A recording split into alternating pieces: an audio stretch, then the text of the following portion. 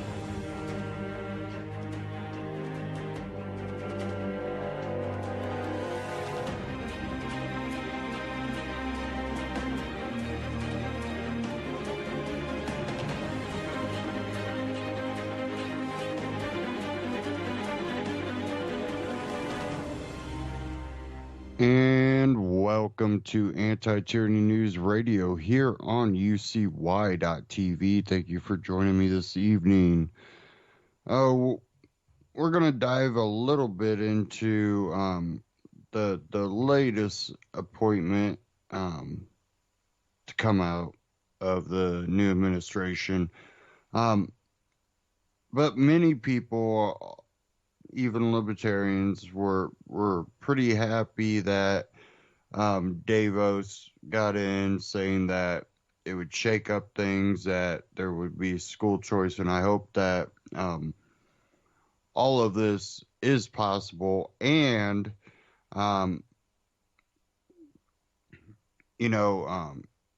Thomas Massey has entered or is going to introduce a bill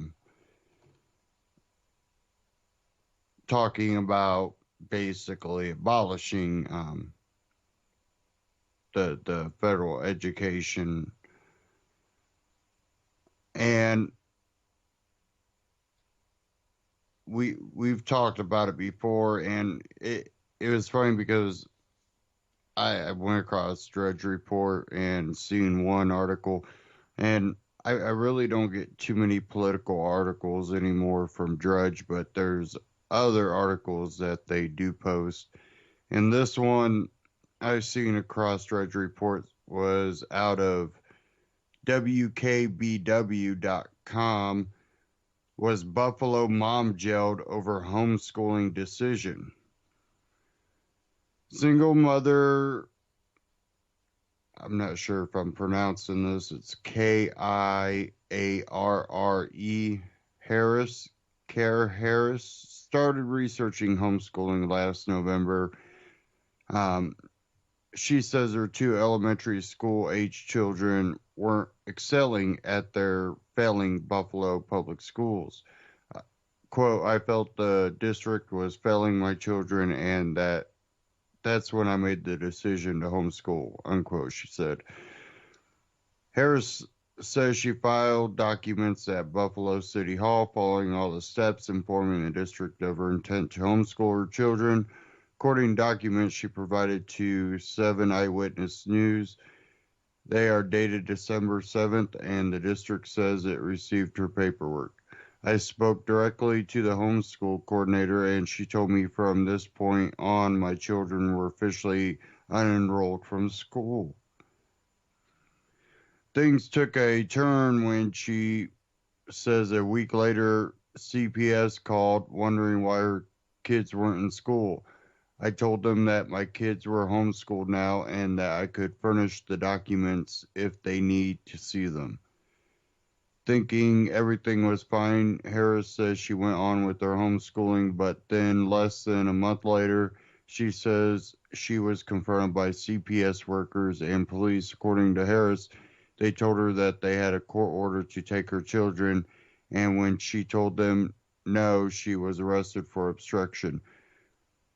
She says she hasn't seen her kids in 3 weeks and they've been in a foster institution. The Buffalo Public School District says it cannot comment on this case due to federal laws, but says in order for a parent to file for homeschooling, they must have full custody of their children.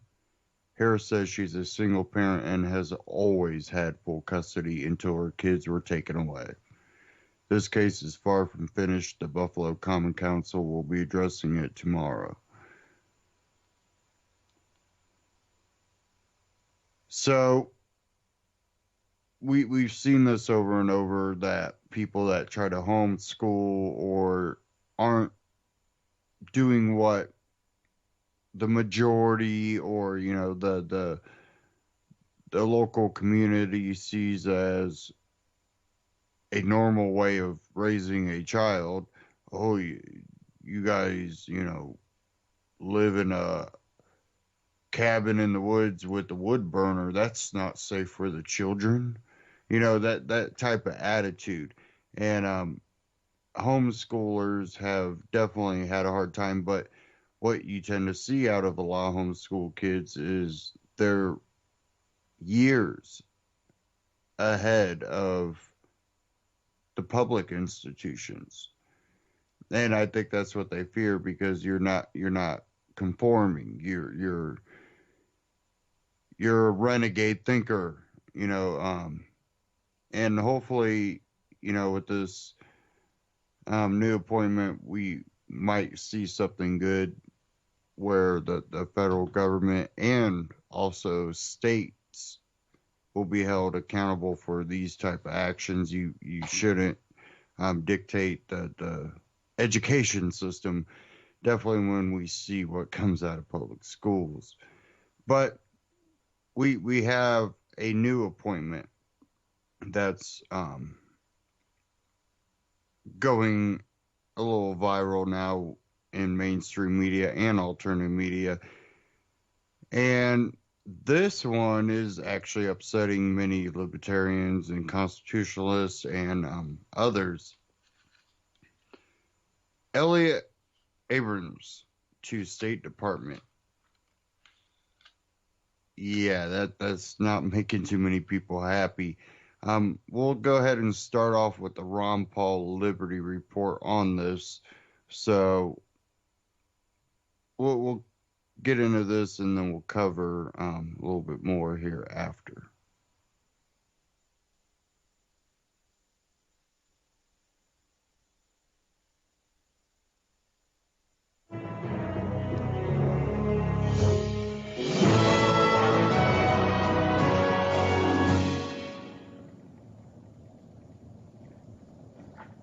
Hello, everybody, and thank you for tuning in to the Liberty Report. With me today is Daniel McAdams. Daniel, good to see you. Good morning, Dr. Paul. Good. Another day, another report. Let's talk about foreign policy. We hear a story just really started yesterday that a very famous neocon might get a very important position. Deputy Secretary, the Secretary of State? Yeah. Wow. And with Tillerson, you know, this is really important because Tillerson, you know, he's been found guilty that he didn't have international experience, which didn't bother us too much. Maybe we needed people like that. So the big thing on the media was you need people with experience. So they found, who did they find? But Elliot Abrams. And there's no doubt he's had some experience, and we know a little bit about him. But the big question is could he possibly be appointed? And there's lots of things fascinating about him. You know, his close relationships with Trump in the not too distant past, and also his positions, which seem like they might even contradict what Trump believes, and also that this appointment to the deputy might be equivalent to being appointed Secretary of State, more so than any other appointment. So this is a big issue, and the people who are unhappy with this have already talking about it. It happens that Senator Rand Paul has started talking about it because he doesn't think that Abrams qualifies for being Secretary of State. Yeah, it's interesting, you know, and we would say this is just a rumor, but Abrams is meeting Trump today, and there's speculation that he will, name him as his appointee for very, very important position, as you pointed out. And actually, Peter Van Buren, who we know, wrote a piece, I think it was last week, essentially saying that under Tillerson, who's pretty laid back, the State Department is going to sort of sink into irrelevance. And with Abrams in charge, that will not be the case. But the question is whether he'll be appointed, or the other trick that might happen is that they may float someone that is so obviously grotesquely neoconservative. When everyone has an uproar, then they'll name someone who's not quite as bad, but almost as bad, and everyone will say, we dodged a bullet. So that's Washington. Well, let's talk a little bit about what we know about his history and his positions. We don't need to go into that in over detail, but we'll talk a little bit about what he stood for. And then we'll talk a little bit about where he was during the election. He must have been a super Trump supporter if he's getting this position. What's going on here? But, we heard a lot about Abrams. I remember him mostly because he got into a little bit of trouble. And he didn't believe that the Congress had the right to really have any oversight. And he got into trouble. He actually committed a crime and was convicted of misdemeanors. And it was serious enough they wanted to erase it from the books because he was pardoned. This was in '91, so George Bush was the president, but they were dealing with the Iran-Contra scandal, and but he wouldn't turn over materials. It wasn't called an outright lie, but he was resisting. And I think that it was a serious thing if you believe that the executive branch has a little bit of responsibility, to the Congress. Unfortunately, it's been shifting. Everything goes to the president, and it was normal, or I guess understandable why he assumed he didn't have to. But his slate is clean. It'll come up. The Democrats will use it. But I don't think that'll be the deciding factor. So I think what he believes in is the big question, and that's where I think it's the most important thing. And what did he get into trouble with Iran-Contra is that he is so enthusiastic over regime change, over manipulating governments, over changing things around, over U.S. intervention, that he's even willing to commit a crime to keep the U.S. regime change thing going. And this was in the 80s, of course, when the U.S. was supporting a lot of pretty unsavory characters. And John Negroponte, Otto Reich were very involved down there doing some pretty vicious things. And he was all for it, all in there. Yeah, and of course, we're here now, and it looks like he'll probably be appointed. If there's some resistance, it might end up withdrawing him. I mean, that's always a possibility. But right now, we have to think about, well, how do you get appointed with this? I mean, we know he's a neocon. Nobody does it. The neocons are ecstatic over this. But Donald Trump, we don't volunteer and say, that Donald Trump is a neocon, but people are suggesting, why does he do things like this? Yeah. And what's his position on this? So, but during the campaign, he was not just not a Trump supporter, he was anti-Trump. Nobody, anybody except Trump, it was totally negative on that. And even in the convention, he wanted to stop Trump.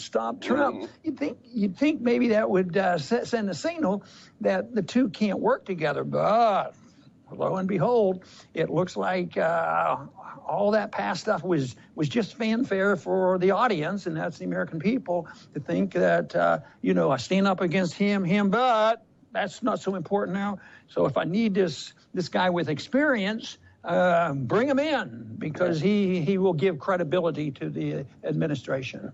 And I think we even have a quote, some words that, just so people don't think you're exaggerating, a quote that Elliott Abrams said during the campaign about Trump and Trump's abilities and possibilities. I don't know if we have it handy, but, as you say, he was very negative about Trump's possibilities. Well, here it is, yeah. The party has nominated someone who cannot win and should not be president of the United States.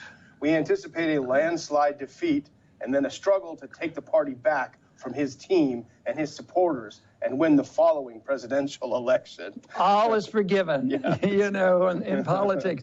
Well, it sort of fits my theme in politics. There's no difference between between the parties, and it seems like the deep state always has an influence. The military-industrial complex has an influence. So what was the statement this week by Trump yesterday? That they were going to have a historic financial investment in the military.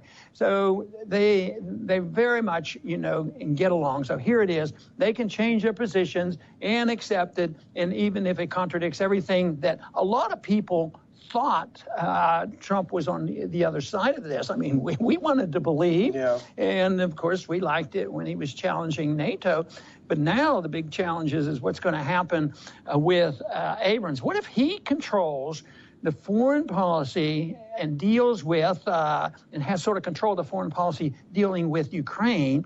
Because it invites the question, what happens to the softening stand that Trump, promoted with Russia? I mean, they're contradictory, and yet this recent meeting they had on this issue, 900 people attended just a couple of days ago, and they were all Europeans. It was a big meeting. They held this annually, and they unanimously came down on the side, don't let those Russians expand into Europe. Mm-hmm. Of course, when did the expansion start of NATO into the borders of Russia? The thing about someone like Abrams, and we should, again, be careful because it may not be him, but someone like him. Just the fact that his name is floated says they're looking in a direction that is in the swamp, not drain the swamp. But the thing about Abrams, he has never seen an intervention or an invasion that he didn't support from the U.S. side. And that is clear. And as you say, Trump said some things. I think it was December 1st. He said we need to stop overthrowing countries, stop telling people how to live in the rest of the world. Well, this guy, Abrams, made his entire career on this. And I can go through a few of them. He actually disagreed with John Bolton on Syria, believe it or not. But that's because Bolton didn't think it was a great idea to overthrow Assad right away. So he was more hardline than John Bolton.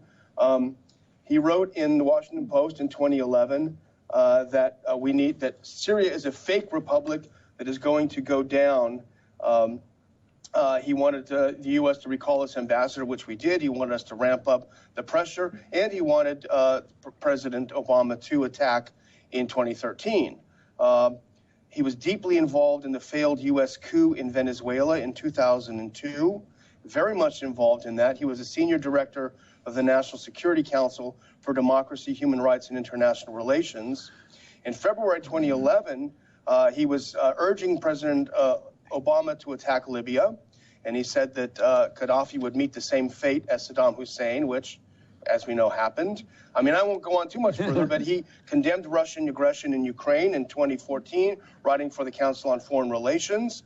He's very, very, very much focused on Iran, however. That's a key thing for him. He wants to overthrow the government there. You've convinced me. I'd be leery of this guy. But, Trump has come across as being less interventionist, no nation building, so he says. But how do people shift their policies? How could he even think about this?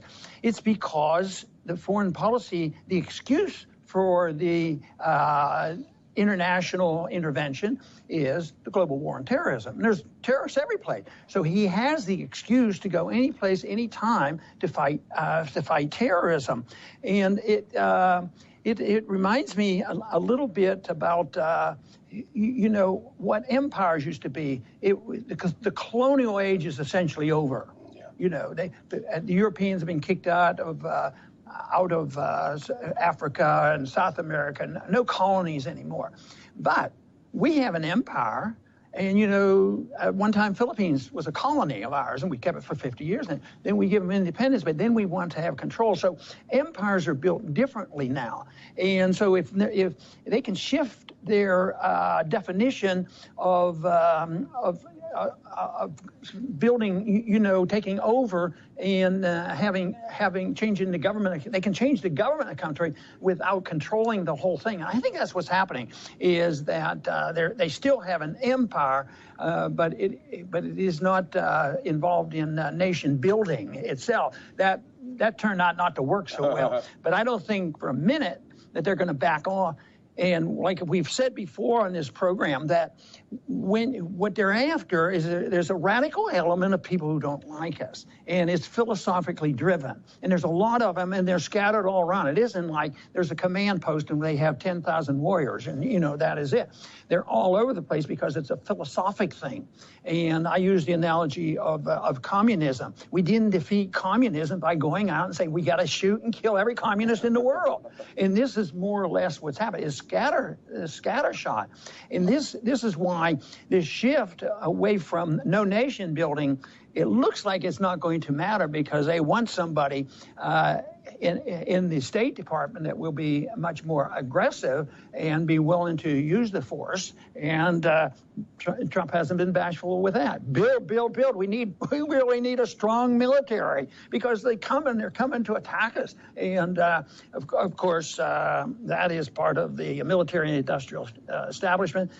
One thing that annoyed me when he talked about really spending a lot of money, it's an investment. Yeah. That's not my definition in economics about what an investment is. This is a disinvestment. This is taking wealth and capital away from our country and throwing it down the drain and creating more enemies. That's why I think this is so negative, this whole policy, and why we so strongly oppose internationalism and intervention around the world. You just said something that really struck me, and I hadn't thought of it that way before, but it is interesting. The global war on terror has removed the obligation to feel like you need to do nation building. Now you can just do nation destroying. You can just blow things up because it's about the global war on terror, not about promoting democracy or other things. So that's pretty... But then maybe if they blow up too many bridges, they'll be pushing. Look at what you did to those bridges. Well, then we'll go rebuild them for them, and some construction company from the United States will go over there and make some money rebuilding the things that we did, that we destroyed. But it makes you wonder. I mean, everything that Elliott Abrams has endorsed foreign policy-wise has been a disaster. Shouldn't that make someone question his judgment? You should theoretically have decent judgment to be in such a senior position in government. You know what scares me is when I throw that question out to some people who are conspiratorial, which we are not, they'll say, well, they do it on purpose because they want to work for chaos. Maybe Soros wouldn't care. Some of these people like chaos and they want to replace it with something in their mind is much better, but it's only much worse. So this is what I worry about, that some people don't care. You remember the neocons would say we need a new Pearl Harbor event so that we can galvanize the people, that they know who the enemy is. And that's scary type of talk. And I think galvanizing the people is always important. And right now they have the bully pulpit, the whole thing, global war on terrorism, no nation building, and it's a great danger. If you don't support it, you're unpatriotic. The media 100% supports it. And here we struggle with others on the internet. I mean, there's more than just us out there trying to bring sense to this. And unfortunately, we don't get enough alliance with the left, but there are some progressives who would agree with everything we're saying here. They don't want the wars, and they're a little bit different. But they're out there, and they're being heard, and I'm convinced that when the people, no matter whether they're on the other side or our side, the people who have to fight and pay for the wars, they don't want this. But once it's driven, that there's a Hitler out there, and you have to destroy him. There's a monster to destroy, and if you don't do it, you don't love America. And we hear this all the time. Even when Trump, made that statement the other day that, and he said it was rather calmly. He wasn't in a demagogic mood. He says, there are a lot of killers out there, and we've done that too. Something of that sort. Oh. I mean, did you hear anything? I mean, it was, he gave us this long interview, was that one sentence that he would actually suggest that maybe we did some dumb stuff, and that's why our job is so tough, is overcoming, the war propagandists, because there's a lot of them out there, and they do it in the name of patriotism, and that is tragic. And of course, they conflate the American government with the American people. How could he denigrate the America? No, it's America. It's the government that's done these things. It's the state. That's the big difference, the people and the government. But they'll say that Elliott Abrams, he's so different from Trump. There's no way. But when it comes to something like Iran, they are in lockstep. Elliott Abrams agrees with Trump and with Mattis and with Flynn that Iran is the #1 sponsor of terrorism. which is Apparently, the clip is not playing, even though, huh, Saudi Arabia and Qatar and the other everything. states. They say this goes on, Playing debate through the goes on, and we soundboard win. there. I've been having issues with the soundboard. Apparently, nothing was able to be heard last week, and hopefully you can hear my voice. I'm hoping the soundboard's not crapping out on me.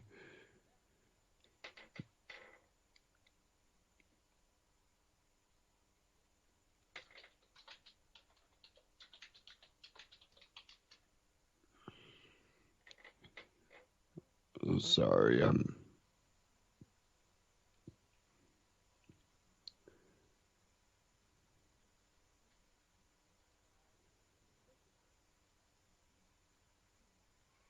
Okay. Well, if you were able to hear it or not, it looks like Elliot Abrams probably will get the State Department position, and a lot of it's due to, well, that the neocon progressives, well, he is one. And, you know, the more I see come out of the Trump administration, the more worried I am, because even though, you know, it seems like he's throwing bones to a lot of constitutionalists and libertarians on one hand, he's grabbing even more freedom out of the, you know, back pocket of those same people. And, you know, with the immigration issue, you know, I've said it before that I think this immigration issue needs to be fought mainly at the cause. And that's what the interventionism that America is doing in the Middle East. I think the longer we're there, the more enemies we inspire, not just, you know, through some of the, you know, op missions that are to destabilize countries, but just our military presence and the innocence that it continues to take. By being there, we've for so long we've become a main target. The West has become the main target. Now there's been this before, and we can look at history and see, you know, the West and the Middle East and how they fought before. We're not going to see any change, I don't believe, with this appointment, because, you know, it's a neocon. And when you look at this tied to the immigration issue and the refugee issue, like I said, you know, I want to, you know, be a free country. I'm a libertarian. I'm supposed to believe in open borders, which I do believe in open borders. But with the involvement in the Middle East, and then the limitations and the propaganda used to fearmonger people, the ability for Americans to defend themselves in a lot of areas throughout this country has been limited. And we need to address those issues so that refugee and immigration issues are not an issue. Um,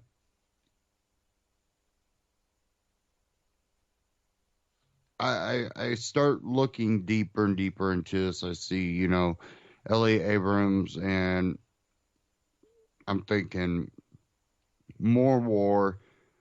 And then I'm also going, and the refugee ban. Well, they're probably preparing for even more refugees, meaning we're going to go to war. They want to have some type of rigorous. I started looking into it, and IBM. I have an article here from Fortune.com. IBM, whose CEO advises Trump calls for openness after immigration ban. So I'm going, okay, IBM, they're the ones doing all of the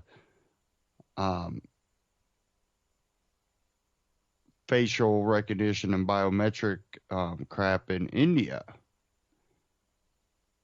And so, I start looking at even a little bit deeper. And I'm finding articles from last year. And I see IBM retiree helps refugees find new life and new language in Germany. I'm like, Germany's having the big problem. And then June 30th, 2016, IBM joins White House call to action on global refugee crisis. Hold on, that was June. That means that was Obama. I go back even farther, and I find this from defenseone.com. And this one's titled, well, maybe if it loads. Refugee or terrorist? IBM thinks its software has the answer. Of course. A new tool to turn unstructured data into actionable intelligence could change the way law enforcement fights terrorism and challenge the data collection debate. And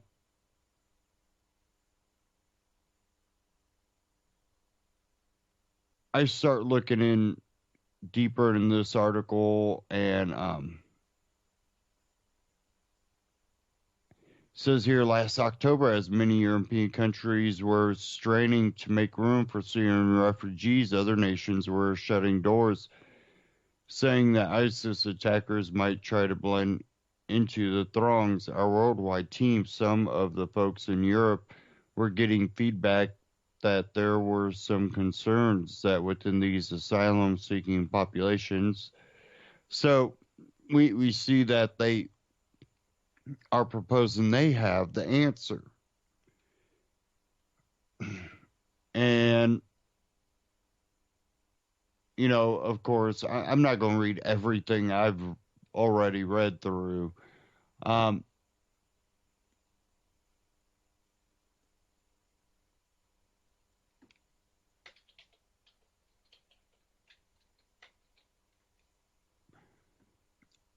I start looking even deeper and deeper.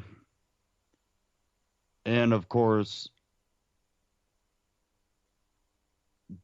these are the ones, IBM, that wants to help do the national ID. You go to IBM.com and you go to their, they have a U.S. national ID data masking policy. And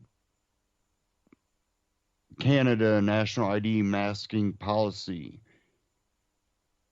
Italy national ID masking, UK national, French national, Spain, and it goes on. And it really, hit me. This isn't about a national ID. Think of when they're talking about national ID, they're treating your nation basically the way we treat states here in the U.S. right now. So we thought, Trump's a nationalist. I I I hope he's not part of the new world order that it seems that might be playing out here, kind of right under the noses of most Americans. And we've known this stuff, and they were trying to push it under Republicans. We're seeing the same neocons pop up. It's all looking a little suspicious.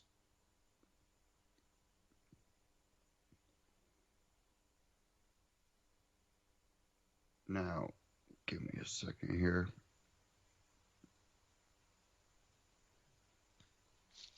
Now we also have, Trump threatening Iran with the sanctions and all that.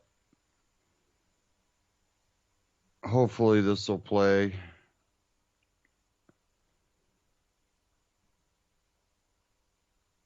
We are change what Donald Trump does not want you to know about Iran. Again, hopefully this plays.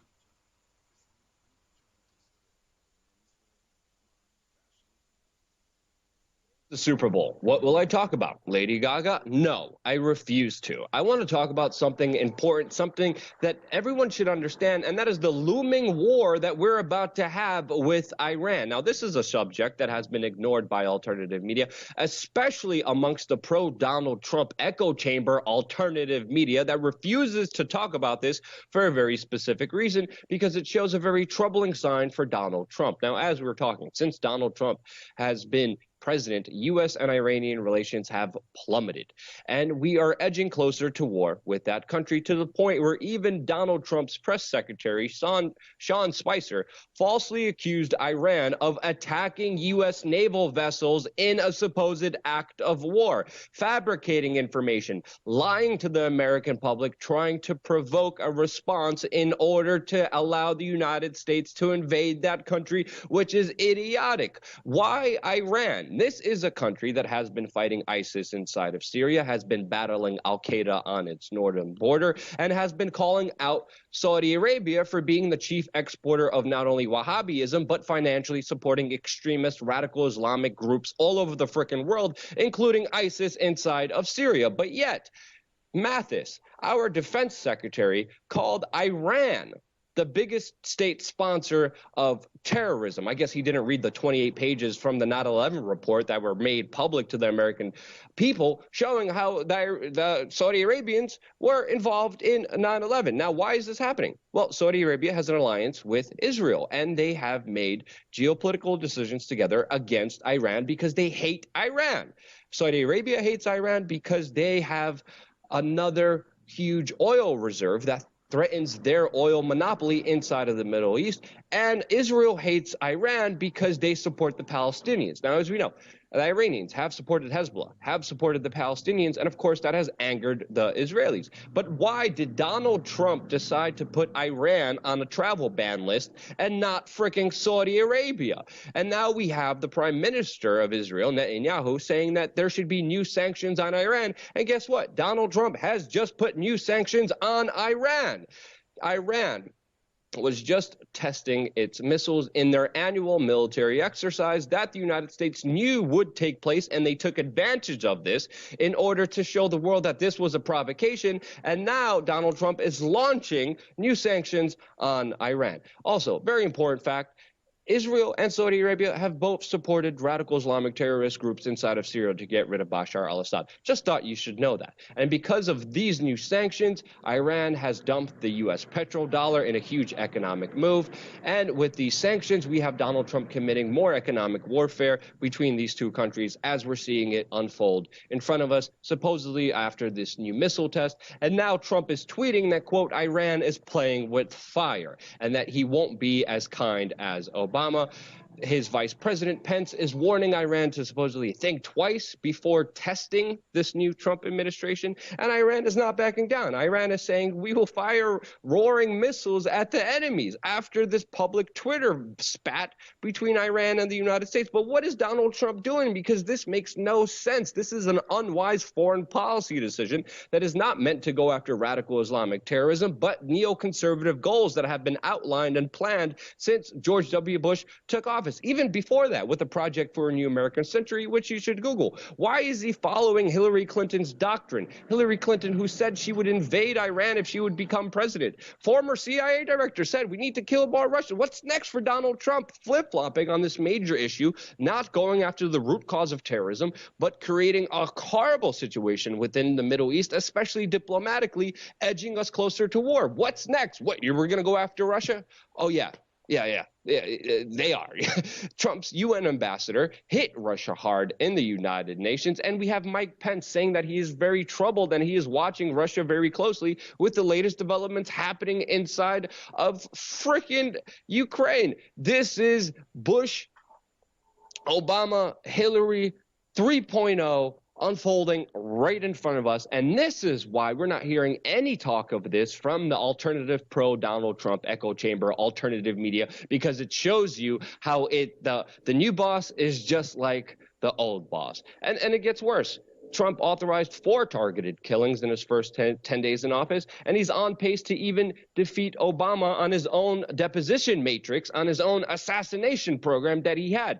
He also authorized a raid from Barack Obama's administration that they had planned that killed a U.S. Marine and an 8-year-old girl for what? In Yemen, which makes no sense at all. Again, I'm going to have this video in the description below so you could fully understand it. And the 7 countries that he put on a ban list are the same 7 countries that the Pentagon and U.S. government wanted to destroy and planned to destroy all the way back in 2002. So crap, this does not look good. This makes no sense as far as this unwise, irrational, unconstitutional foreign policy, pushing more aggression, more war, and not even solving the real threat of his radical Islamic terrorism, which he promised to do. So for me, Donald Trump might as well be called Barack Bush, since he's continuing the same dumb policies as the presidents before him, which he promised he wouldn't. So please, while the mainstream media talks about all the dumb things that they're attacking him on, while the alternative media ignores these facts, get it out there to the American people. Share this video if it resonates with you, because this stuff actually freaking matters. And that's why we are here doing the job that needs to be done, calling things out like they need to be called out, because we are beholden to the truth, because we are beholden to you on patreon.com/wearechange. It's your donations. It's your participation. It's you voting with your dollar that sustains this operation running independently of any coercion, of any control, of any manipulation, because at the end of the day, what you click on, what you support, what you share actually matters in this world. Subscribe. Stay tuned. We're going to have a lot more hard-hitting news here on youtube.com/wearechange. We Are Change, wearechange.org, and We Are Change on YouTube. Check them out and subscribe. Now, you know, what we're doing in the foreign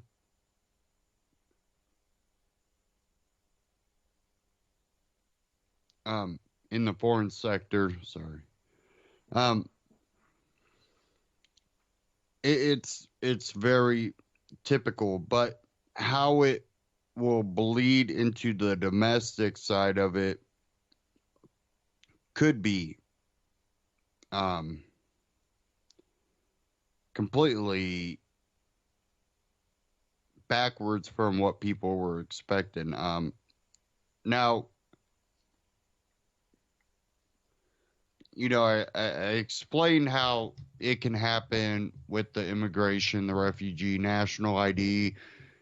Don't discriminate. We all need national ID, you know, that way we can keep track of people, make sure they're not terrorists. Now, there's a second fold.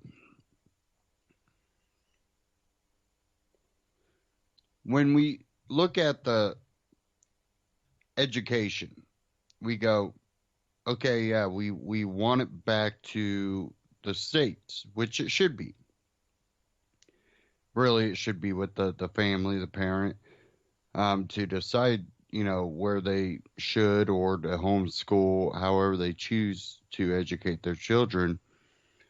But take it out of the federal hands is a good thing. We don't want the federal government dictating the education because they tend to put the propaganda in there with it, which was kind of the intent of public school systems, federally controlled. But we also have a problem with the states doing the same thing. Now, under the Trump administration, do you think that the federal government will step in? It would have to make it to the Supreme Court before anything can be done. I think this type of stuff should be fast tracked if it's a constitutional thing, definitely when it comes to homeschooling. If a state decides they don't want homeschooling, I think that would go against freedom of choice. And a lot of times, freedom of religion. Many people that can't afford to, send their kid to a private school, maybe a private Christian school, might want to homeschool for that reason. It's cheaper that way. Definitely for some parents, I know, people that have been able, they got remarried, and with what they were making and what their spouse was making, it was actually cheaper for one spouse to pick up one extra day in their house or the other spouse to stay home. Sorry, I had to wake up my dog. I'm dreaming down here. The thing about that is well, a state can also act as, in the same way the federal government does. They can use it for their own propaganda tool. So what I would rather see is a bill passed to, say, that the education of the child, whether it be homeschooling, public school, or private school, or charter school, this can be left up to the parent.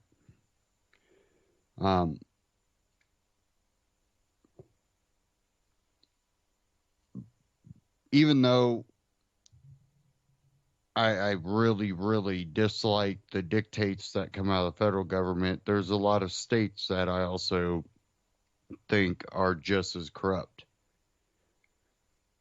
Going after homeschool, there's states that will go after off the gridders, where you go up in places like Alaska, well, the natives and a lot of other, the white man, are up there living off the grid with a family. But in other states, in states that don't have the extreme weather conditions and the animals, it's you shouldn't live off the grid. That's dangerous for your kid. It's more about power and control and manipulation. Those states I would be most worried about. Now,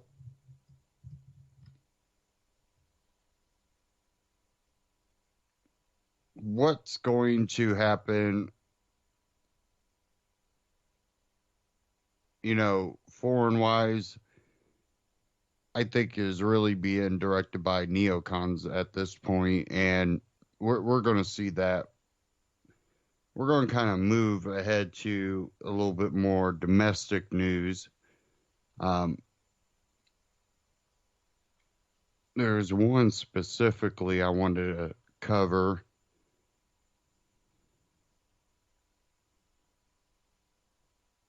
I'm sorry, I'm trying to get everything pulled up here.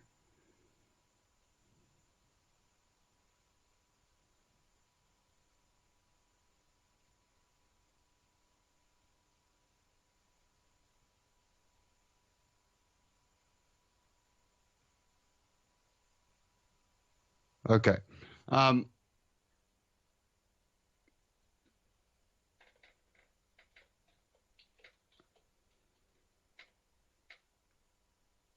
And it wanted to freeze up here.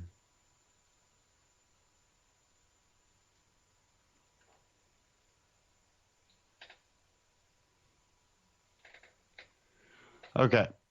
Now,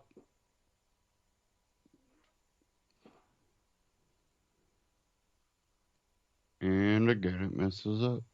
Sorry, guys. I literally just got my internet working again today after the whole northern Indiana kind of went down on the company I use. Apparently, a main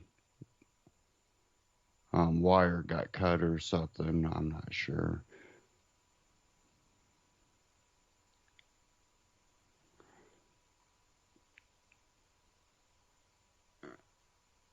We had a bill here in Indiana aiming to protect Airbnb users failing. And I'm going to read one article here. Now, if you don't know what Airbnb is, it allows people to rent out their house using the app, and people can rent a house using the app. Well, here out of Indy Star, legislation that would have prevented local communities from banning Airbnb and similar services has failed at the Indiana General Assembly.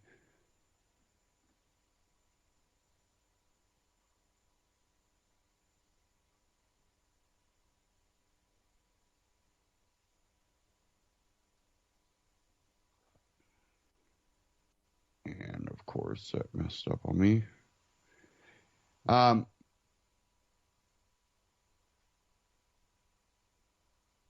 The House voted 49 to 44 in favor of House Bill 1133, meaning supporters failed to get the constitutional majority they needed in the 100-member chambers.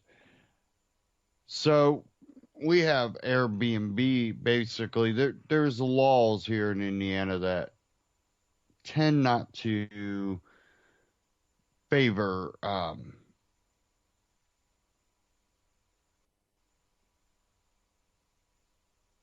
your property rights, which, it's not abnormal. We know this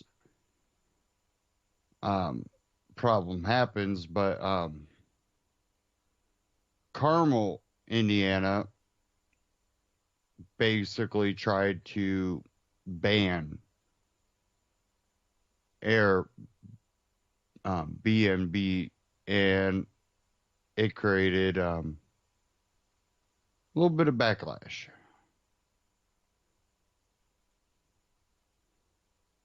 And now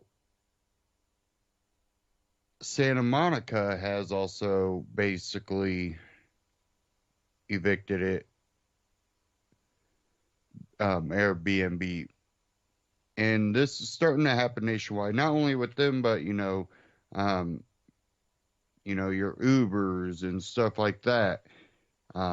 Even though Uber has now gotten big enough that it's going to be a hard time kicking them out, they're trying to prevent others from doing this. Now, I've heard rumors that that's because companies like Uber and some of the other even bigger ones than Airbnb are trying to create a monopoly. They want to kind of take over Airbnb's business.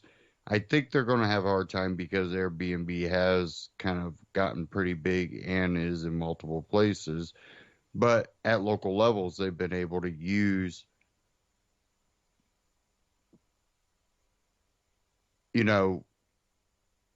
ordinances to ban Airbnb. I don't think it's due to Uber or nothing like that. I really think this is just people trying to control what other people do with their own property.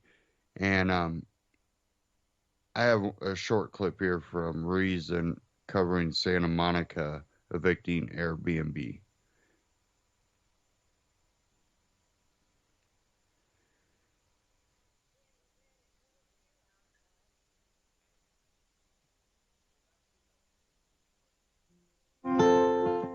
Beachfront views and iconic attractions draw more than 7 million tourists to the oceanside town of Santa Monica, California every year.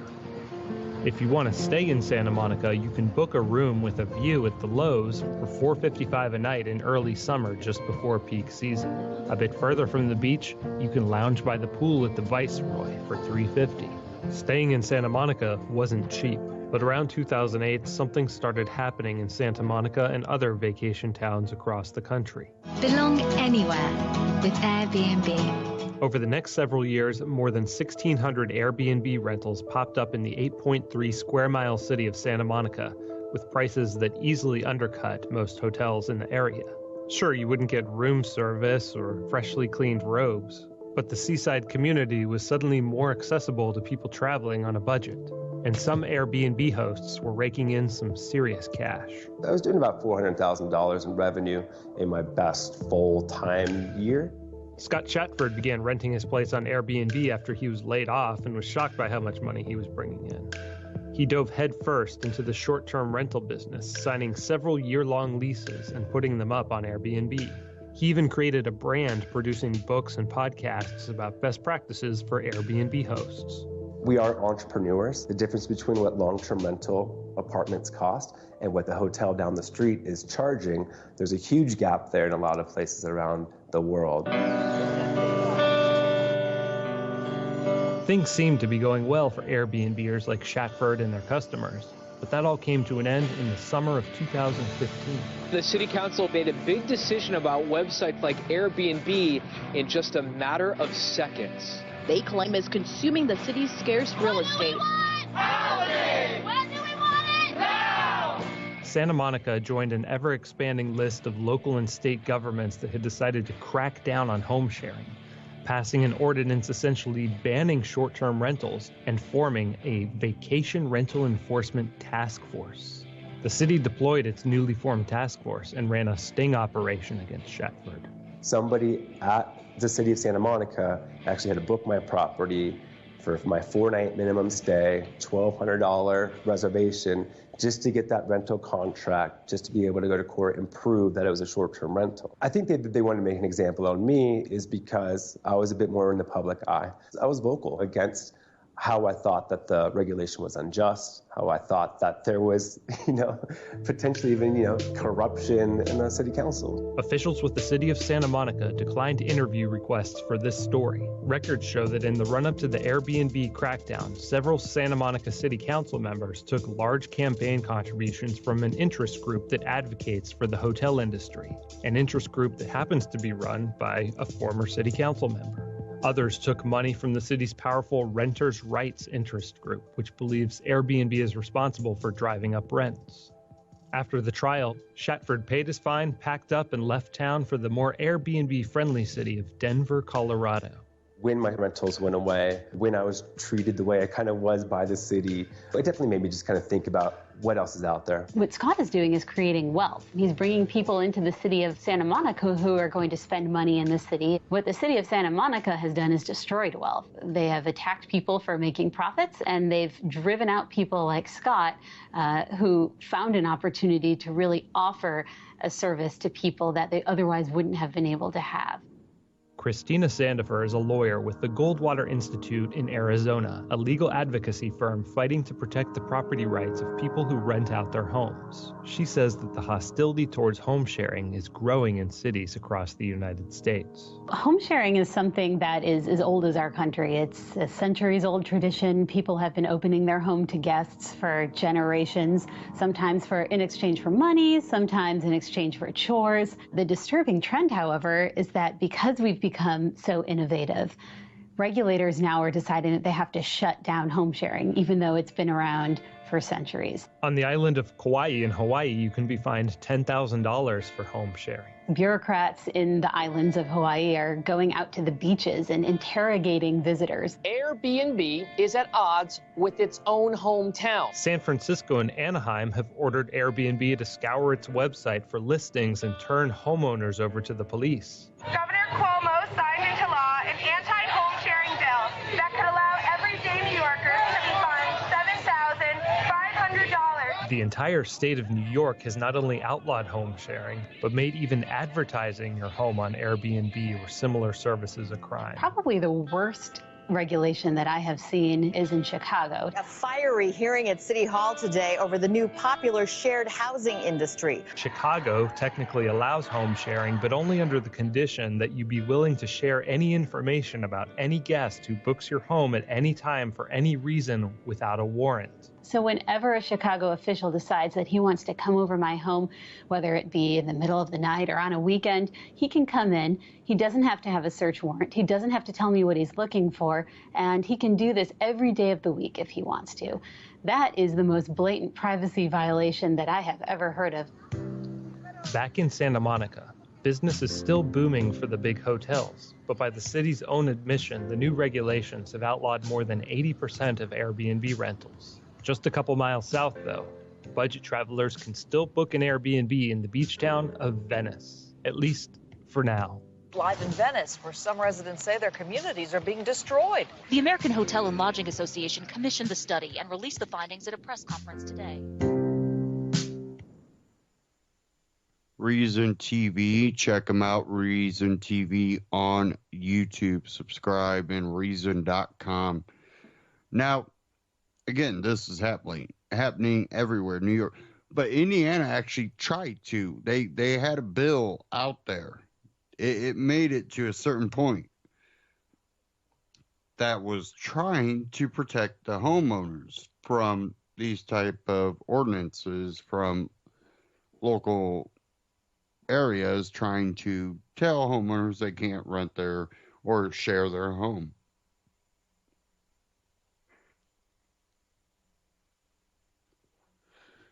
And then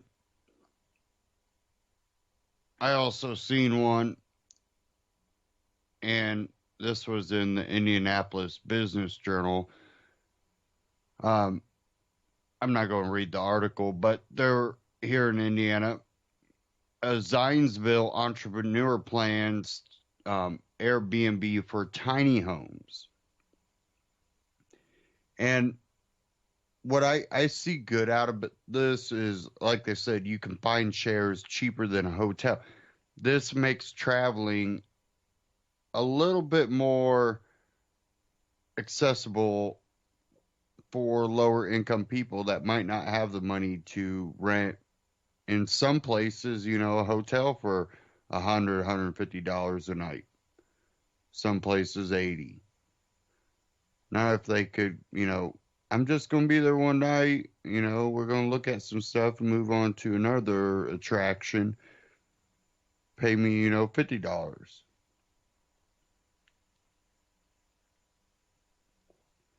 That, and then you think you have a big family. You want to, you're talking multiple rooms. The price can go up where you might be able to get that home, or you want a really nice place on the beach while you're paying for that. Well, you might be able to get an Airbnb home to rent for a lot cheaper.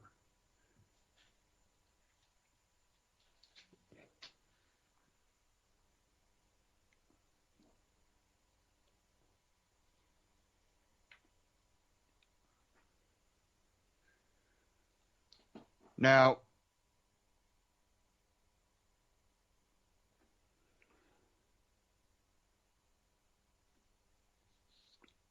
I kind of will cover something that I'm very, very much on the edge about. I'm on the fence about this one. And for the most part, I'm finding myself standing with the tribe on this.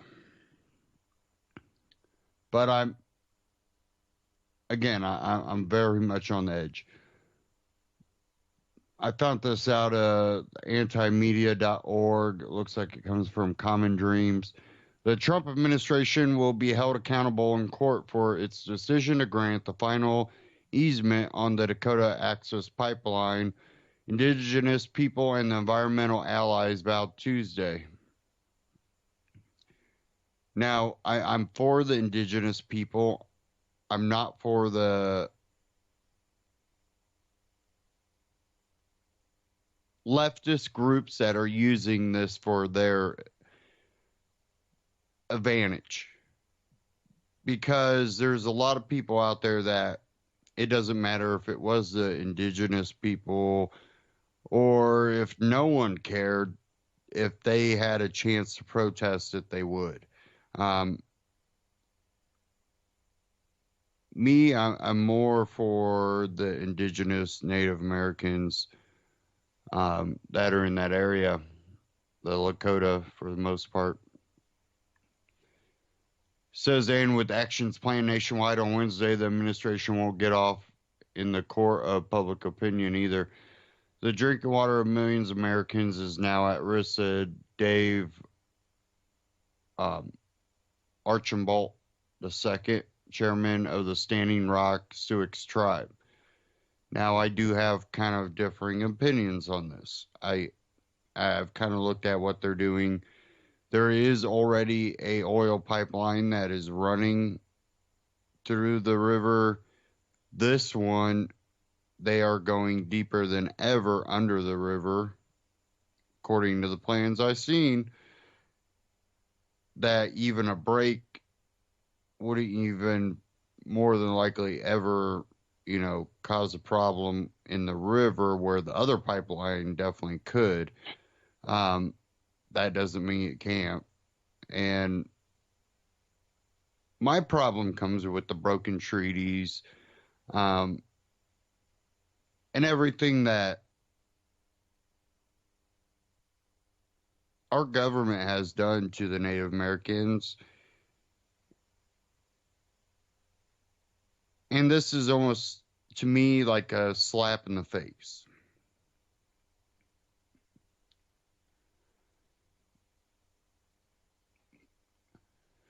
Following the U.S. Army Corps of Engineers announcement that it would give the official go-ahead within 24 hours, we are a sovereign nation and we will fight to protect our water and sacred places from the brazen private interests trying to push this pipeline through to benefit a few wealthy Americans with financial ties to the Trump administration. And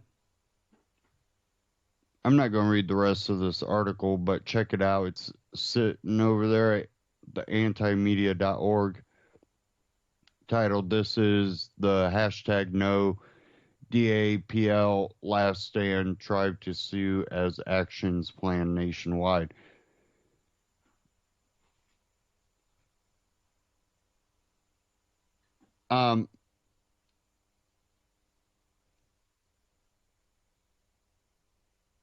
My problem comes with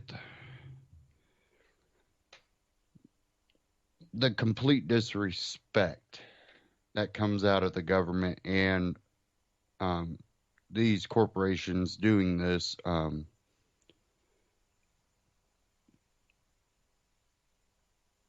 There's something seriously wrong. I really believe that the reservations really need to become their own sovereign nation.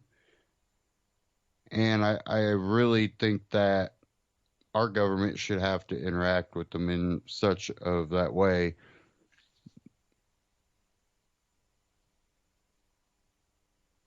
We broke our treaties, everything that, the Native American people, definitely on the reservations, had to put up with, and people like, well, they should just go, become a part of society. Well, when they say that about a off-gridder, we tend to see a little bit different response.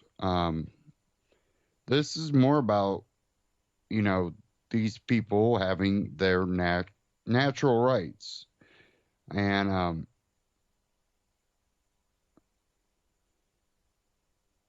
now, I've heard conflicting reports, but I've seen enough evidence that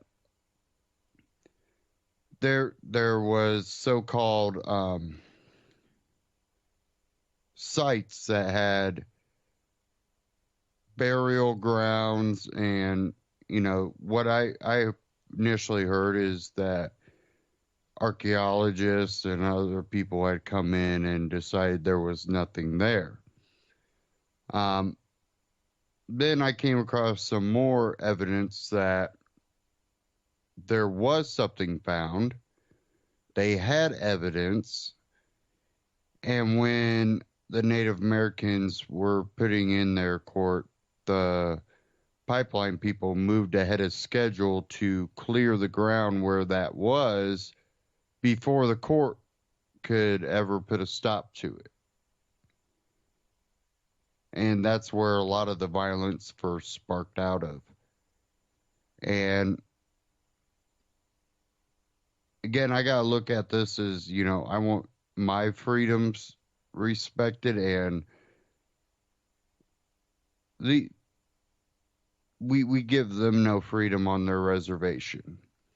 You can live on a reservation, but we're going to tell you no drinking on the reservation. We're going to tell you no weapons on the reservation. We're going to tell you, well, that's not their property then. They're in an internment camp. A reservation is basically a new word for internment camp in these type of situations. Well, we don't force them to be there. No, but if they want to stay on their... Basically, if someone came to you, if you want to live in your home, you want to be on your property, when you're in your property, you can only do what I tell you to. But when you go out in public, you can be freer. But that's not true. You're supposed to be able to be the freest in your home. Well, for the Native Americans, a reservation is their tribal home. That's their land. That what little of it that they're allowed to have. And, I could go on and on. And again, I'm always on the fence about these things, because when it's private land, I believe that people have the right to do what they want, but there's also a moral ground that I look at what's going on, and I don't believe it's morally right. I don't support this company. I don't support from the evidence I've seen, that this company has done enough to say, no, you're not going to build this pipeline. The way that everything has been handled, no, you can't put this pipeline in. And what I think pees me off the most is when you hear these politicians try to use the name of the Native Americans going, look at their poverty, this will bring jobs. When we know that it might bring jobs for a generation, maybe two. But these type of jobs quickly leave too, leaving towns in, disrepair, because if half of the town's an oil worker and that oil company pulls out, half of that town's jobless.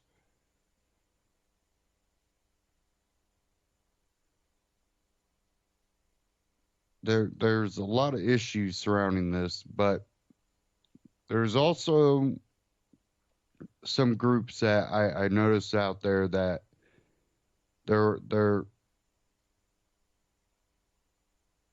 with the socialist groups that I believe the Native Americans should watch out for these groups because they will cause unrest and leaving you to deal with the consequences.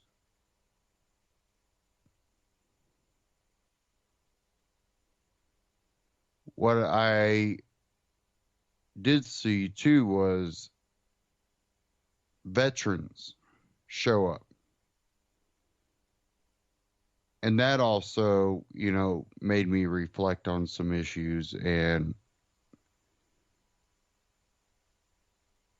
again, I see flaws in both sides, but I see more of a moral ground with the Native Americans. And that's basically where I'm going to leave that.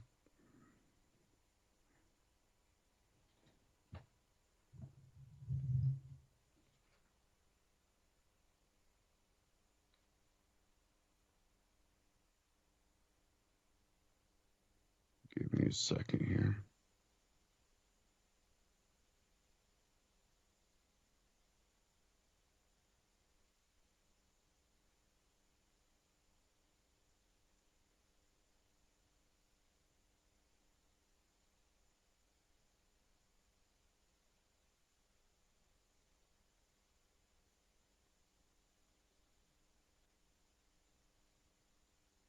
Now, I had an interesting one a clip here from AMTV Christopher Green, that this is something more in, I would believe, Jules' realm, with the AI.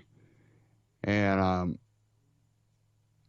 going to play this and we'll get into a little bit of this AI here.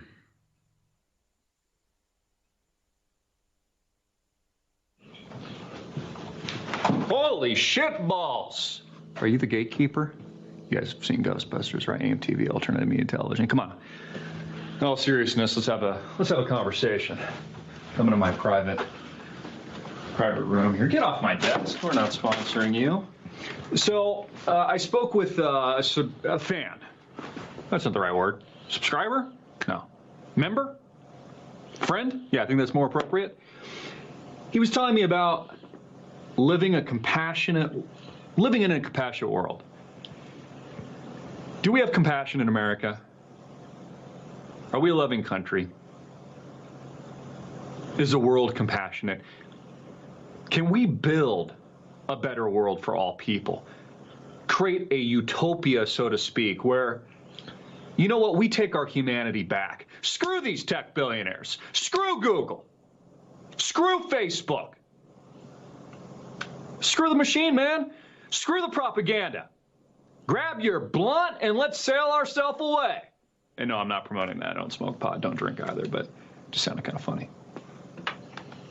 You ever heard of Jack Brusco? Am I saying your name correctly here? He's American futurist and self-described social engineer. Fresco is self-taught and has worked in a variety of positions related to industrial design. Also, and I think it's Jack. It might be Jackie. I don't know. I'm familiar with your picture, my friend. We're going to have to contact each other and speak a little bit more freely about all this. But Peter Joseph, I know most of you are familiar with. He is a filmmaker that produced, directed, wrote the film Zeitgeist, which when I saw it at the time, I was like, you know what? Really good film.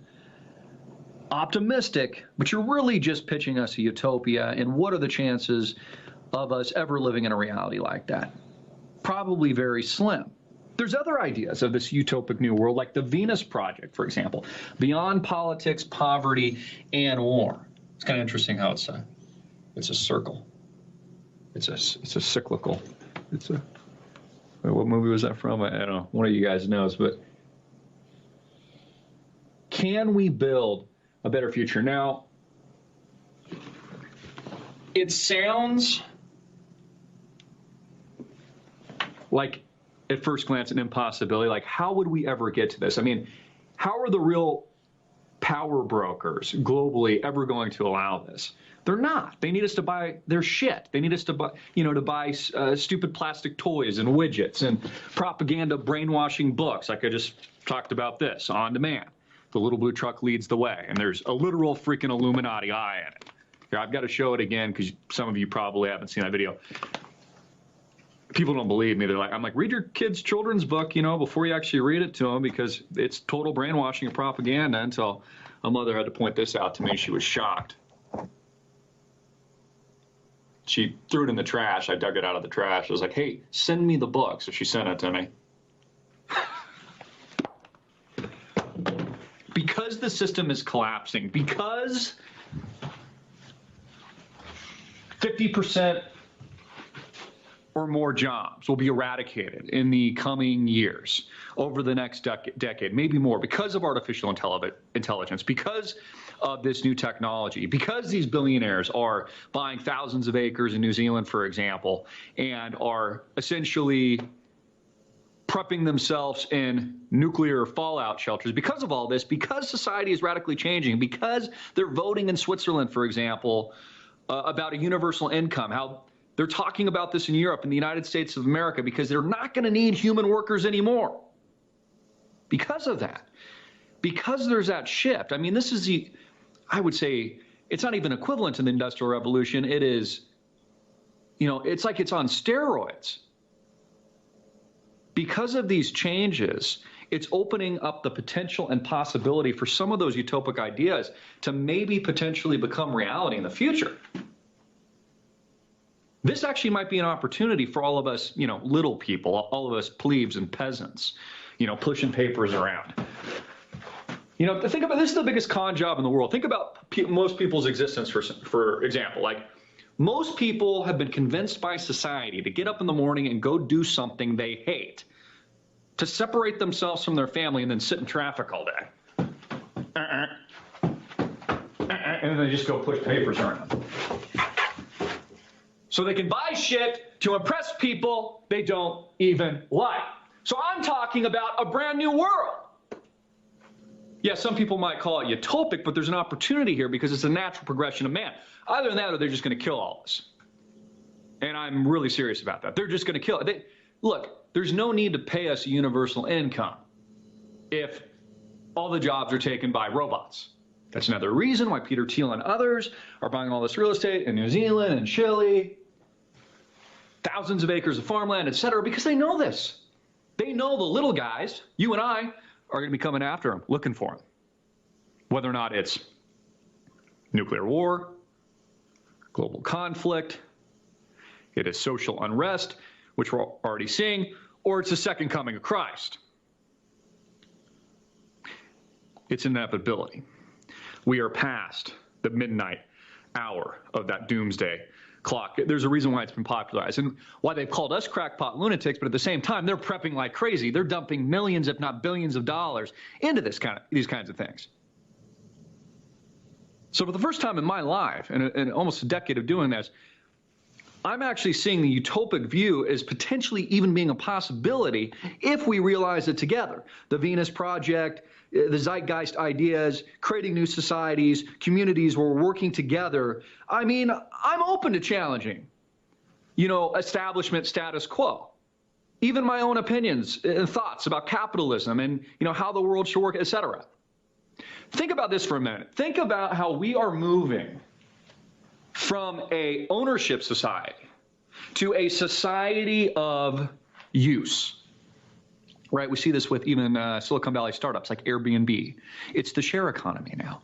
It's the rental economy. Just like Netflix. Look at Netflix, for example. You're not buying the DVDs anymore. You don't own them.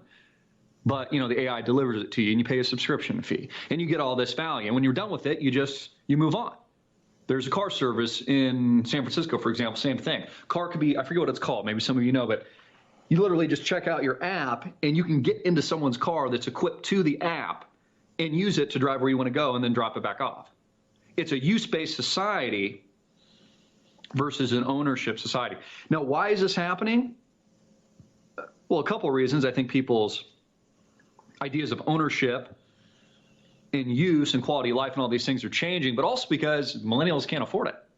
They don't have the money that the baby boomers have. They can't go out and mortgage themselves to the balls with, 2-3 cars in the garage and buy that, McMansion. They just can't do it. Access to credit, the market system is changing, et cetera. So Wall Street has to engineer something so that, again, they can keep you buying shit, but now I guess renting shit you don't really need. But the concept is changing. Things are shifting. Consciousness is rising. And I'm pretty excited about, talking to some of these individuals, and forgive me, maybe I pronounce some of your names wrong, but, I'm going to do that, especially if I don't know you in person yet.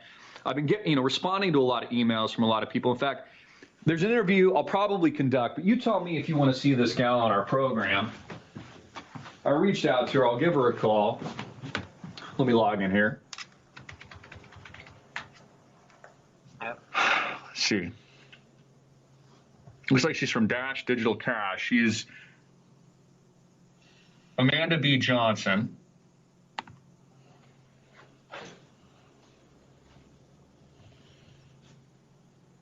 A supposed expert in the cryptocurrency world.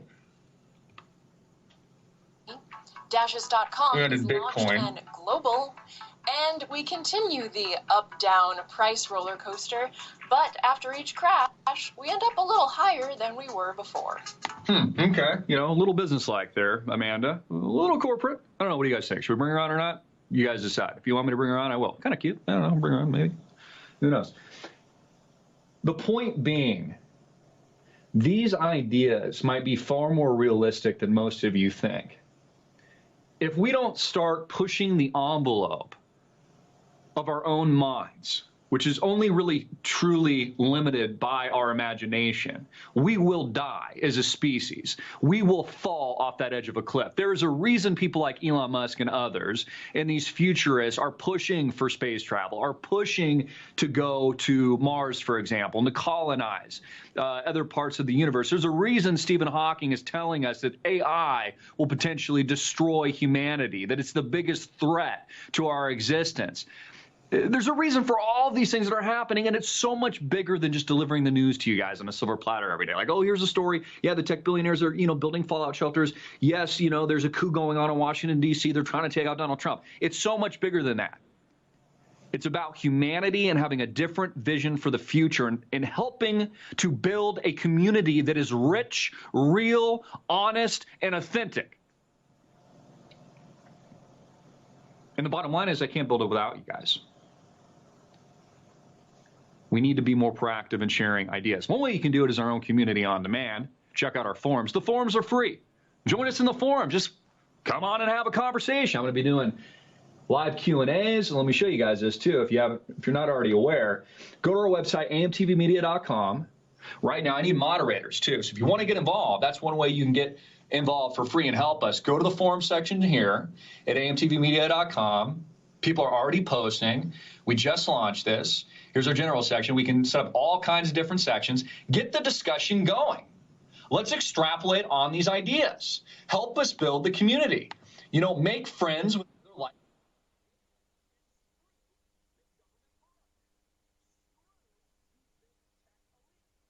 And again, that was AMTV, Christopher Green. Now, and that Amanda Johnson, B. Johnson, that, if you don't know, that's Amanda Billy Rock. So if he really knew who that was, maybe he wouldn't question whether to bring them on or not. But this out of The Guardian about AI that really got my attention too when it comes to AI was Real Life CSI, Google's new AI system. Sorry, unscrambles pixelated faces. Company reveals technology capable of increasing picture resolution 16-fold, effectively restoring lost data, but results still an educated guess, which I've seen the photos that they showed where the face might be just a tad different, but really it takes a completely pixelated face and gives you a couple, options of what it should look like, and all of them look similar, just a little bit off, so it would work. Breaking news, Sessions confirms Senate approves Trump's Attorney General. It says here, Google's neural networks have achieved the dream of CSI viewers everywhere. The company has revealed a new AI system capable of enhancing an 8-pixel square image, increasing the resolution 16-fold, and effectively restoring lost data. The neural network could be used to increase the resolution of blurred or pixelated faces in a way previously thought impossible. A similar system was demonstrated for enhancing images of bedrooms, again creating a 32 by 32 pixel image from an 8 by 8 one. Google's researchers described the neural network as hallucinating. That's what really got me. It's like what? Well, it's because they like to break code, basically. The system was trained by being shown innumerable images of faces so that it learns typical facial features. A second portion of the system, meanwhile, focuses on comparing 8 by 8 pixel images with all the possible 32 by 32 pixel images they could be shrunken versions of. The two networks working in harmony effectively redraw their best guess of what the original facial image should be. The system allows for a huge improvement over old-fashioned methods of upsampling, where an older system might simply look at a block of red in the middle of a face, make it 16 times bigger, and blur the edges. Google's system is capable of recognizing it is likely to be a pair of lips and draw the image accordingly. And if you go to The Guardian and read this article, they show, unpixelated pictures and the possibilities that it could be. And if you look at it, they're going to be able to get pretty close on most things.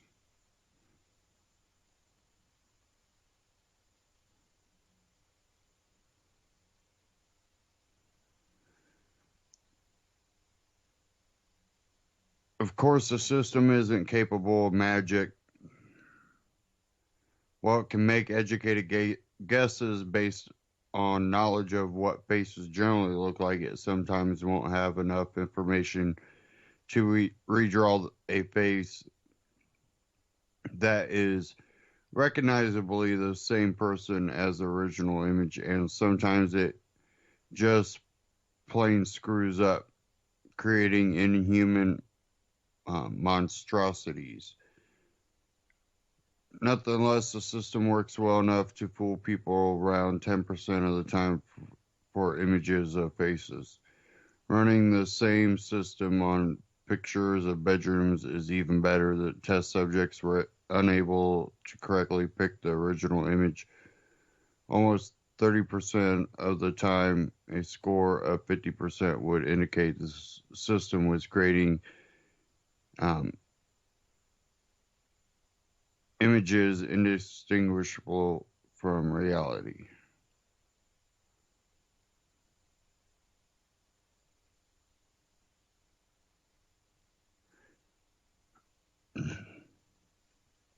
Although this system exists at the extreme end of image manipulation, neural networks have also presented promising results for more conventional compression purposes.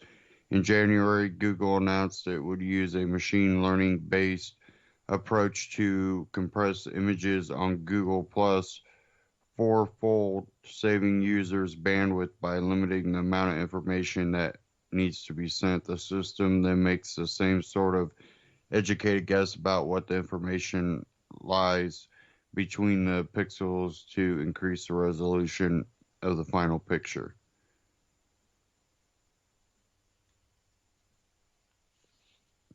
And I really haven't kept up with AI and the robots for a while because really it's already to a point that it's getting unbelievable. And what's going to be in our future is basically going to be based on what we allow to happen, because the things they're creating are being used by companies and governments and also being put into your home. They're becoming gatekeepers of your privacy, except they're not gatekeeping. They're selling to the highest bidder, whether that be other corporations, insurance corporations, or government entities. They have your information and they can sell it. Definitely if you don't read terms, which anymore they make them basically unreadable to the everyday person.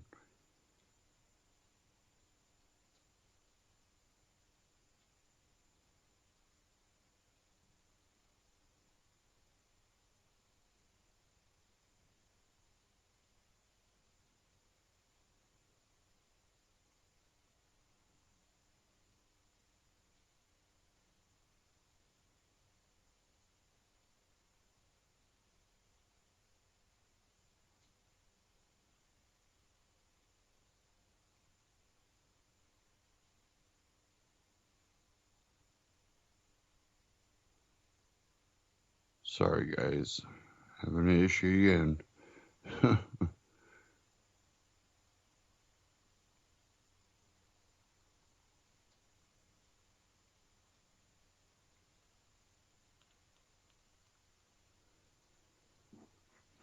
Okay.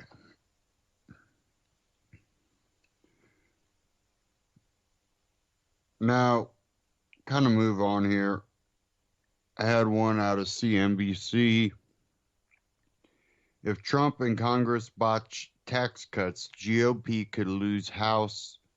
Republican Steve Forbes warns. President Donald Trump and House Republicans need to get their promised pro-growth agenda moving. Two-time GOP presidential candidate Steve Forbes told CNBC on Wednesday, if they botch this thing on taxes, Republicans could lose control of the House in the 2018 midterm elections. Forbes warned. Excuse me.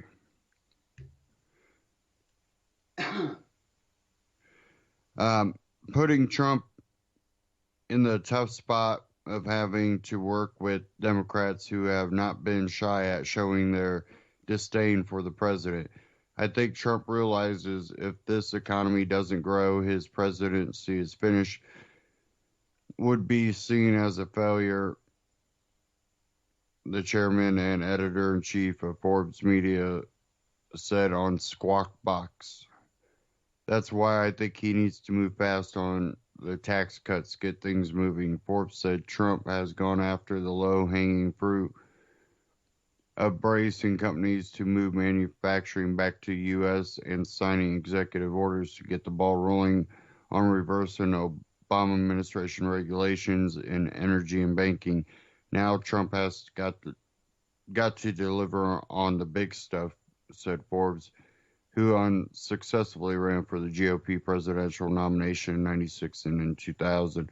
Even if they pass a tax cut late in the year, if they make it retroactive to January 1st, that would cover a lot of sins, said Forbes, a longtime champion of a flat tax to apply a consistent rate across all brackets. Forbes was also adamant that House Republicans should drop the border adjustment to tax imports as part of the broader package to reform corporate taxes. He said the border provision would cost Americans $1 trillion over 10 years as importers raise prices to offset the tax. Again, that was out of CNBC. And tax cuts. How about no taxes? Well, we're probably not going to get that, but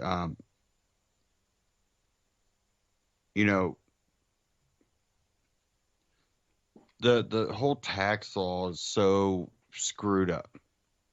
And if you're a single male with no children, in your 30s or whatever, or late 20s, basically after you're 18, if you're a single male with no kids, let's say you make, I don't know, $25,000 a year. Again, single male, no kids. Probably, maybe by choice, you decided I didn't want to have kids until I'm doing well off for myself. Or you broke up, just haven't had any kids. Single male makes around 25, pays in around $3,000 worth of taxes to federal government, and that might be Medicare, Social Security, federal tax. Pays in all this money, $3,000, gets maybe $1,000 back. Now let's say that that person is in a higher up position at a job, and he's making that money, pays in $3-4 grand, gets about $1,000 back. Then he has young guys that are coming in working for him, and they're making 20,000 maybe, or 19,000. They're young teens in their early 20s. They goof off. Maybe some of them, have 1 or 2 kids already. Maybe not, a whole bunch of, they're still young, kind of not fully responsible, because, they still haven't learned a lot of life lessons. Goof off, late to work every once in a while. Might be why they made, 18,000 instead of 20,000. They pay in, $2,000 into taxes. They get $6,000 back.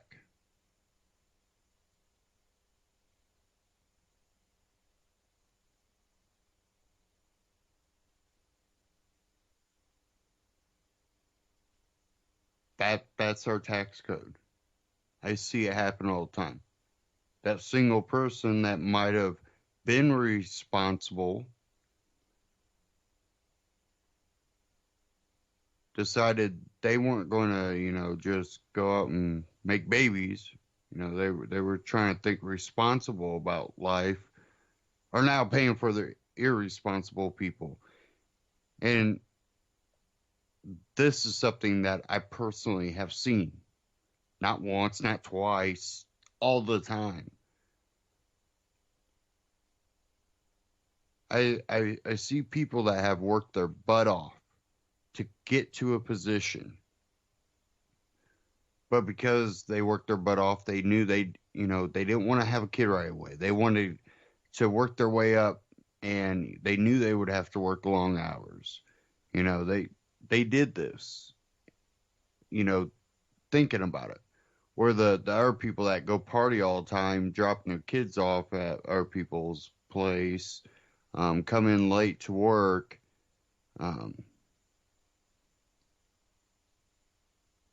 pay less than the taxes because, well, they got two, sometimes 3 or 4 kids before they're, 23, or they're around 23. And they really haven't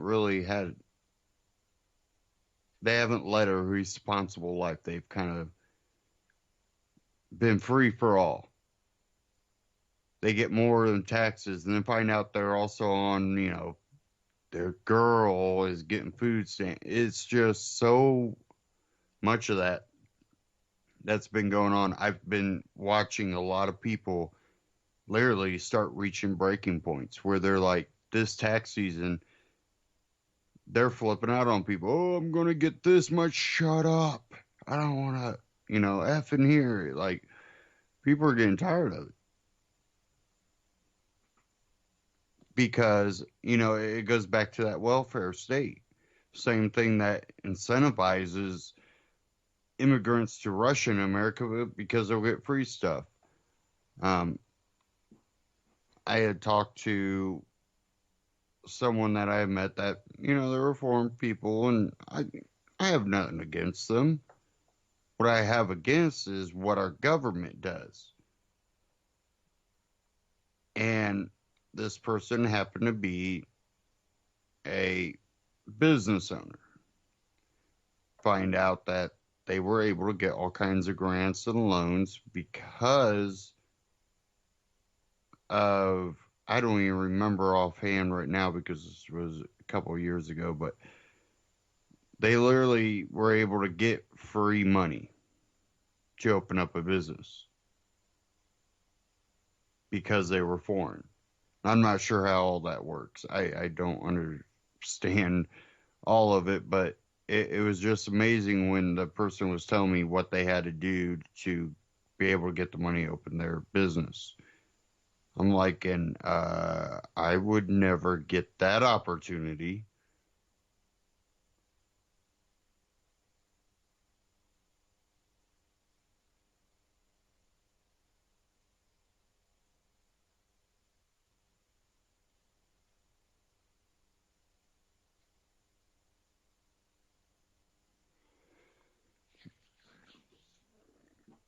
Well, we have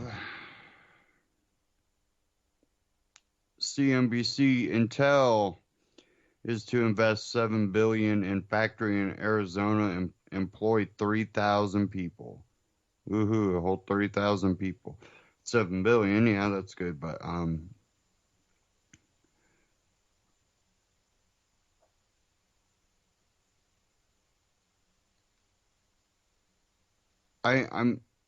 I'm not seeing anything helping the little business owner, the little man that's an entrepreneur that wants to become the business owner. Everything I'm seeing is to keep big business and the worker bee jobs around. And I've said this before, we're not going to be able to sustain that anymore. I hope that, the jobs we have stay. I hope some more come back. I hope that we invest, but I also want to see the ability for people that I know are way smarter than what they're basically allowed to do because of regulations and stuff. And we'll see if this Trump administration actually starts, bringing back regulations that help the small man, not the big corporate and banksters and Wall Street. I don't think it'll happen. I think he's surrounding himself by people that, well, they're part of the establishment. Happy with this Supreme Court pick. Hesitant about the education and a lot of the other positions I'm not too enthusiastic about.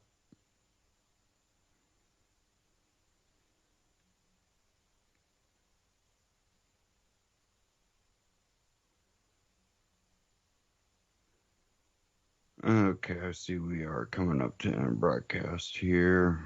Got, what, 10 minutes left? Okay.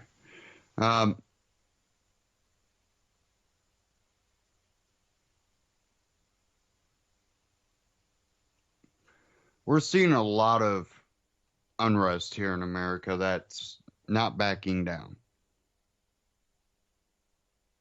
I wish I would have seen this during Obama's presidency, because it was much deserved then as it is now under Trump. But where were they? These people want us to take them serious, but they weren't there when their guy was doing a lot of the same things. And I think that's where they lose. They lose the American people. They lose the fight because they weren't there to fight for those same things when it was their guy. When their guy would, pat their back every once in a while, they weren't going to stand up. And a lot of these people really don't even know what they're standing up for. And that's the problem. Because if they knew what they were standing up for, if they truly understood, the issues that some of them might call up and say that's what everybody's protesting about, they would have been there under Obama. But those people that understand, or, so-called understand what they're marching about, they're the ones provoking the others. Because those ones that know would have been there when Obama was in office. The other people are just followers. We have a lot of confused youth in this country that are just following whatever is trendy. That trendy has gone beyond what it was when I was in high school and when I was in college.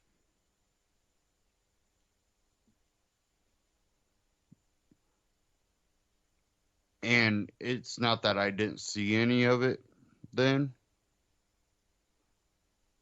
but it wasn't the populist thing among the youth.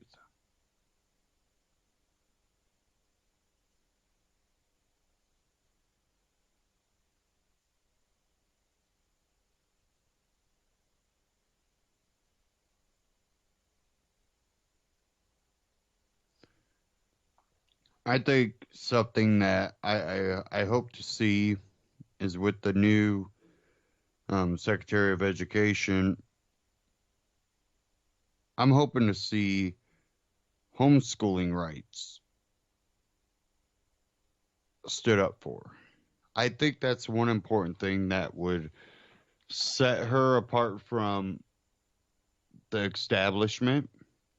Would say, it'll be states' rights. But states have to respect the freedom of choice when it comes to education for homeschooling, private schooling, charter schools, and public schools. Set the boundaries that we're open to, teaching methods and, different ways of doing things. We're not going to set your agenda for you. You have that choice. But you have to give that freedom of choice to the people of the state, not just the state. Because if you give the freedom to the state but don't respect the freedom of the people within that state, then you're not constitutional. That is when the federal government's supposed to step in, going, hold on. You say this person is allowed to go to public school, private school, but they can't be homeschooled? That's not right.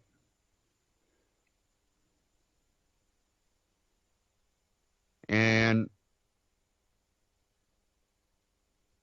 I think that both sides should be happy if that happens. Both sides. No matter Republican, Democrat, whatever. Everybody should be happy if that happens. Because it allows you to steer your children in what you believe is morally right. even if I disagree with what you believe. Because, again, you would probably, if I'm disagreeing with what you believe, you might be disagreeing with what I believe. But if I'm not trying to dictate to you, don't dictate to me. But what I like to do is I like to look at the facts of history. And, you know, with Black History Month and all that, Glenn Beck has actually been putting out these shows called His Story and one called The Vault. And he put out two. One, His Story, it's just spelled history, but His Story, and A Vault that has to do with blacks in America, you know, before and during and after the Civil War.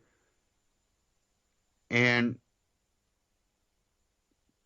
what I respect about him is he's been preserving a lot of this information that otherwise would be lost. A lot of it showing that what's being taught in our schools is not anywhere based on fact. And a lot of times, actually, it's the opposite.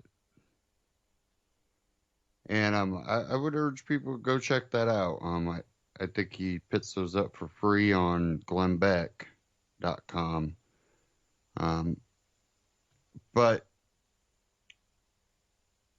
our history, it's been construed one way, which is halfbacks, to propagate, you know, this nationalism.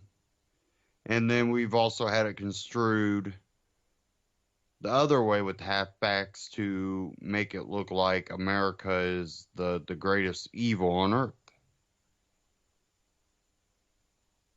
And really, those half-truths, when you bring them together, you see a flawed nation that at one point was trying to work towards freedom, not only for the white man, but for the black man. When we're told about the first black congressman, we're not taught about the ones after the Civil War.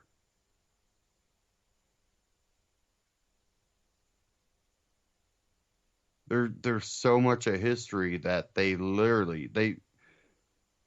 after the Civil War, you know, a black pastor with his choir led some 2-hour, you know, prayer thing in Congress. You know, none of this is talked about in history books, and Glenn Beck has collected a lot of artifacts and historical things that show the reality of what was going on. And then it also shows why it might have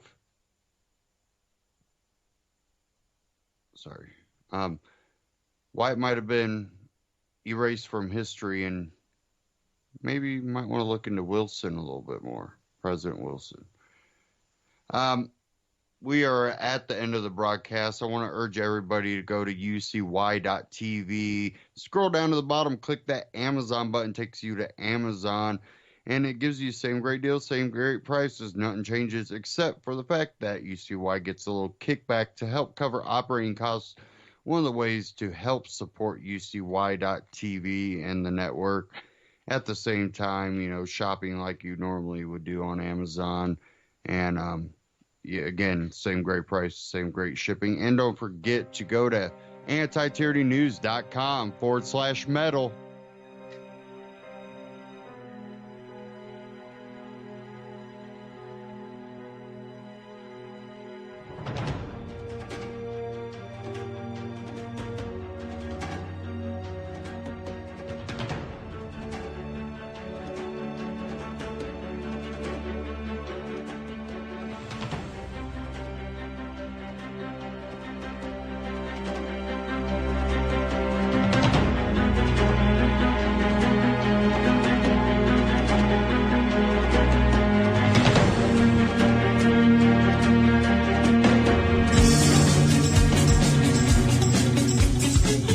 My name is S.M. Gibson, and I am the host of Anti-Tyranny.